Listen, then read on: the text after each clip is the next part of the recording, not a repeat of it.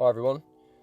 This module is on creativity and the importance of creativity in recruitment. So by nature of what it is, you can't really teach a step-by-step guide for creativity because then it wouldn't be very creative. It's more about conceptually keeping that in mind and exploring different things you haven't tried before, and there's no one way to do it. So I can give you a few examples of creativity in how I've handled things in the past. You can get creative when talking to clients. You can get creative when you're sending out marketing emails. You can get creative by going, and if you know that your candidates are likely in a certain physical location, you can turn up there. You can start having the conversation with people.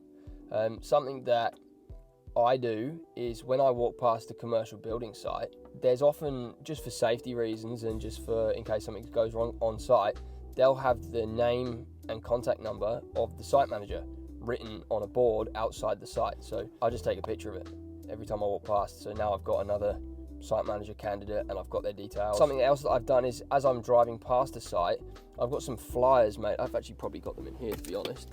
This is essentially like a referral flyer, and it just says, do you know somebody who's looking for a job? I will pay you directly into your bank account for a referral that ends up as a successful placement. And then I've detailed some of the roles that I recruit for, and then I've just got salary package tiers, $500 bonus, $750 bonus, $1,000 bonus. It's about timing with that sort of thing. So I don't know when I might come by people that would be able to refer good candidates to me. And the benefit of a referral bonus is that if you don't have success with it, it costs you nothing. So if I go on to place the candidate, that referral has given me a $20,000 fee, a $25,000 fee, depending on what role that is for. So even if you were to build it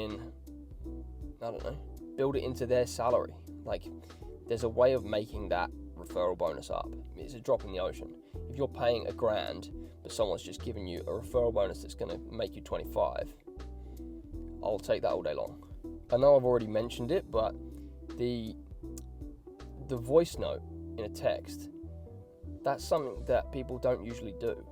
It might get more popular, but it's creative enough that people are going to listen to it. You might get a response that you wouldn't get if you were to send a voicemail. Getting creative with the headlines and the subject lines of your emails. An example would be, sometimes if I'm struggling to get onto somebody via email, if I then send them another email, I'll manually write in the subject line in capital letters RE and then a colon and then the subject line. So that looks like it's a reply to a conversation you guys are already in. It's a bit sneaky, but it's going to get someone's attention more. They might go, I don't remember having a conversation with this guy. What's he possibly replying to? And then they're going to click on it. So just little things like that. I have some physical print marketing material, and I live in an apartment block. So it's there could be any number of people living in that apartment block that are in the industry that I work in, or know people that are in the industry that I work in. So downstairs there's something like 200 mailboxes, and I don't have to go door to door to do that. That's not going to take me any time at all. So I take marketing material down and I put it in all 200 letterboxes.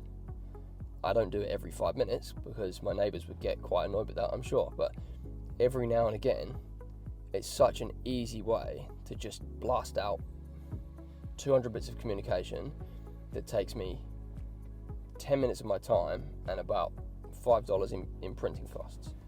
And you can do that with other apartment blocks. If you're going to do print media, it's pretty old school, but again, that might be a way of getting creative because no one does it anymore. So if you go to apartment blocks, you don't have to go door to door. There's hundreds of mailboxes there. Just wait until a resident goes in, follow them in, and just blast it out into their post boxes. Written communication as well. This one didn't work for me, but I tried it. I was there was a handful of sort of C-suite executives that difficult to get on the phone, and when you get them on the phone, it's difficult to grab their attention.